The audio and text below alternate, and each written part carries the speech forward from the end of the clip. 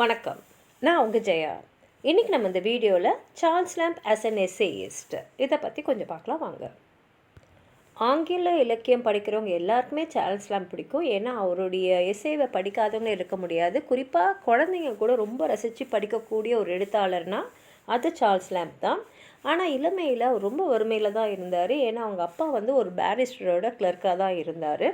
அவர் Christ ஹாஸ்பிட்டலில் தான் படித்தார். ஒரு 7 வருஷம் அங்கேயே தங்கியிருந்து படித்தார்.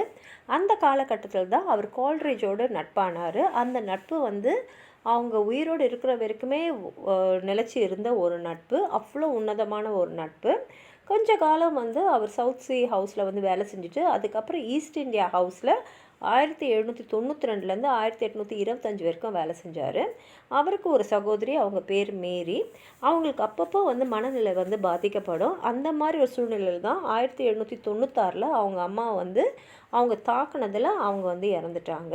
அதுக்கப்புறம் லாம்ப் அவங்க அக்காக்காகவே யாரையும் திருமணம் பண்ணாமல் அவங்களோடைய அவர் வாழ்நாளில் கழித்தார். லாம்ப் லண்டனில் தான் வாழ்ந்தார். அவருக்கு லண்டன் ரொம்ப பிடிச்சிருந்தது. 1795 அவர் எழுத ஆரம்பித்தார். ஆரம்ப கட்டத்தில் அவருடைய எழுத்துக்கள் அந்த அளவுக்கு பரவலாக படிக்கப்படலை. ஆனால் முதல்ல அவர் எழுதுன த டேல் ஆஃப் ரோசமண்ட் கிரே 1798 வெளியே வந்தது. அது உடனே அவருக்கு ஒரு ஈர்ப்பை ஏற்படுத்துச்சு. எல்லாருமே அவரை நோக்கி பார்க்க ஆரம்பித்தாங்க. ஆனால் அதுக்கப்புறம் எழுதின 2 பிளேஸ் சரியாக போகலை. அதுக்கப்புறம் 1807 அவருடைய சகோதரியான மேரியோடு சேர்ந்து அவர் டேல்ஸ் ஃப்ரம் ஷேக்ஸ்பியர்னு எழுதினார். இது அவர் பெரிய எழுத்தாளராக எல்லார் கண்முனையும் நிறுத்துச்சு. அவருக்கு இந்த எலிசபெத் லிட்ரேச்சர் மேலே இருந்த அந்த ஆர்வமும், அது மாத்திரம் இல்லை, குழந்தைங்க விரும்பி படிக்கிற அளவுக்கு எழுதக்கூடிய ஒரு திறமையும் வெளிப்பட்டுச்சு. அவருடைய எழுத்துக்கள் ரொம்ப எளிமையாக குழந்தைங்க கூட புரிஞ்சுக்கிற மாதிரி ரசிக்கிற மாதிரி இருந்தது. அதுக்கப்புறம் அவர் specimens of English dramatic poets contemporary with Shakespeare, அதாவது ஷேக்ஸ்பியர் சமகாலத்தில் வாழ்ந்த மற்ற ட்ராமாட்டிஸ்ட்டை பற்றி எழுதினார். இது மூலமாக நிறைய எலிசபெத்தன் ட்ராமாட்டிஸ்ட் பற்றி நிறைய பேருக்கு தெரிய வந்தது. லாம்ப் ஒரு கிரிட்டிக்காக essay on the tragedies of Shakespeare, அப்புறம் on the genius and character of ஆகுரத்னு 2 புத்தகங்களை எழுதியிருக்காரு. அதுக்கப்புறம் பார்த்திங்கன்னா 1820 அவர் லண்டன் மேகசீனில் எலியான்ற புனை பேரில் எழுத ஆரம்பித்தார். இது அவரை ரொம்ப பிரபலமாக்குச்சு. 1823 அவருடைய எஸ்ஏஸ் எல்லாம் தொகுத்து எஸ்ஏஸ் ஆஃப் எலியான் பப்ளிஷ் பண்ணாங்க. அதுக்கப்புறம் 1833 லாஸ்ட் எஸ்ஏஸ் ஆஃப் எலியான்னு சொல்லிட்டு இதோட கண்டினியூவேஷன் மிச்சம் இருக்கிற எஸ்ஏஸும் பப்ளிஷ் ஆச்சு. சார்ல்ஸை கட்டுரைகள், அதாவது எஸ்ஏஸோடைய பிரின்ஸ், இளவரசர்னு சொல்லலாம். ஏன்னா அந்த அளவுக்கு அவர் அவ்வளோ அருமையாக எழுதக்கூடியவர், எல்லாரையும் ரசிக்க மாதிரி எழுதக்கூடிய ஒரு தன்மை வாய்ந்தவர். வழக்கமாக ஒரு எஸ்ஏ எழுதுகிற அந்த பாணியிலேருந்து விலகி அவர் ஒரு சப்ஜெக்ட் எடுத்தாருன்னா அதை அழகாக அனலைஸ் பண்ணிவிட்டு அதை சுருக்கமாக எல்லாருக்கும் புரிகிற மாதிரி எழுதக்கூடிய கலை அவருக்கு இருந்தது. அவரை பெரும்பாலும் இன்ஃப்ளூயன்ஸ் பண்ணவங்க மான்டேகன் பேகனாக இருந்தாலும் அவர் தாமஸ் ப்ரௌனோட ஸ்டைலில் தான் எழுதினார். முக்கியமாக பார்த்தீங்கன்னா அவரோட எஸ்ஸையில் பர்சனல் எலிமெண்ட்டாக இருக்கும். அவர் என்ன நினைக்கிறாரு, அவர் எப்படி ஃபீல் பண்ணுறாரு, எப்படி அவர் நினைக்கிறாரோ அதே மாதிரி படிக்கிறவங்களையும் யோசிக்கிற வைக்கிற அளவுக்கு எழுதுறதுக்கு அவருக்கு தெரியும்.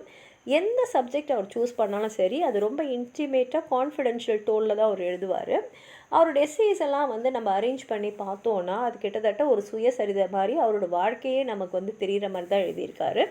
அவரோட எஸ்ஸேஸ் பார்த்திங்கன்னா உண்மையும் இருக்கும், கொஞ்சம் கற்பனையும் கலந்து இருக்கும். அதுக்கு உதாரணம் கிரைஸ்ட் ஹாஸ்பிட்டல், அப்புறம் இந்த சவுத் சி ஹவுஸு.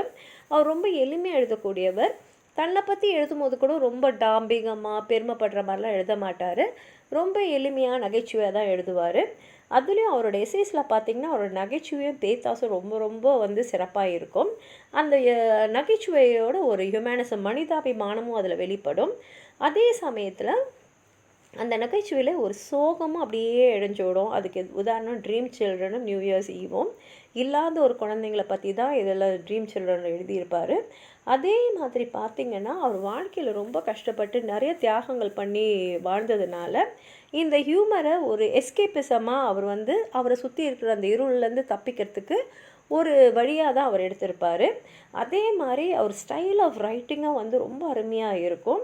அதுக்கு காரணம் அவர் எலிசபெத்தன்ஸ், அப்புறம் இந்த மெட்டாஃபிசிக்கல் போயட்ஸ், இவங்களோட இன்ஃப்ளூயன்ஸ் அவருடைய எழுத்தில் தெரியறதுனால தான். இன்னொரு இன்ஃப்ளூயன்ஸ் அவர் மேலே என்ன இருந்ததுன்னா பைபிளோட தாக்கம் அவர் மேலே இருந்தது. அது மாத்திரம் இல்லை, லேம்புக்கு எந்த வார்த்தையை எப்படி வந்து உபயோகிக்கணும்னு தெரியும், கரெக்டான வார்த்தையை உபயோகப்படுத்துவார். அது மாத்திரம் இல்லாமல் புது வார்த்தைகளை உருவாக்குறது, காயினிங் வேர்ட்ஸு, அப்புறம் அலிட்ரேஷன்ஸ் யூஸ் பண்ணுறது, காம்பவுண்ட் வேர்ட்ஸ் யூஸ் பண்ணுறது, அப்புறம் ஆட்ஜெக்டிவ்ஸை வந்து ஃபார்ம் பண்ணுறது எல்லாமே அவருக்கு ரொம்ப ரொம்ப ரொம்ப பிடிச்ச விஷயங்கள். அதே மாதிரி நிறைய அலூஷன்ஸு, அதாவது பிப்ளிக்கலும் சரி மேத்தாலஜியிலும் சரி அவர் எடுத்திருக்காரு. கொட்டேஷன்ஸ் நிறைய யூஸ் பண்ணியிருக்காரு. அதுக்கு உதாரணம் இம்பர்ஃபெக்ட் சிம்பத்தீஸு. அதே மாதிரி அவருடைய எழுத்தில் வந்து ஒரு கவிதை நயமும் இருக்கும். சாதாரணமாக அவருடைய ப்ரோஸை வந்து நிறைய பேர் வந்து கீட்ஸ் அண்ட் ஷெல்லியோட பொயட்ரியோடு கம்பேர் பண்ணுவாங்க. அவ்வளோ ஒரு கவிதை நயம் அவருடைய எழுத்துக்களில் இருக்கும். அதே மாதிரி அவர் நம்மக்கிட்ட பேசுகிற மாதிரி தான் எழுதுவார். நம்மக்கிட்ட ஒருத்தர் வந்து இன்டிமேட்டாக ஒரு கான்வர்சேஷன் வச்சுருந்தாரா, எப்படி அவங்க பேசுவாங்களோ அந்த மாதிரி அவர் பேசுவார். அவர் ரீடர்ஸை வந்து அப்படியே அவரோட கான்ஃபிடன்ஸ்குள்ளே எடுத்துவார். இப்போ ஆக்சுவலாக வந்து அவர் எழுதுகிறாரா இல்லை நம்மக்கிட்ட பேசுகிறாரா அப்படின்னு நம்மளே யோசிக்கிற அளவுக்கு தான் எழுதுவார். ஒரு கிரிட்டிக் வந்து எழுதியிருக்காரு, எத்தனை வாட்டி வந்து நீங்கள் அவரோட எழுத்துக்களை படித்தாலும் உங்களுக்கு வந்து சலிக்கவே சலிக்காது. 100 வாட்டி படித்தாலும் அந்த 100 வாட்டியும் நீங்கள் ரசிச்சுட்டு இன்னொரு வாட்டியும் படிக்கிறதுக்கு நீங்கள் தயாராவீங்க அப்படின்னு சொல்லியிருக்காரு.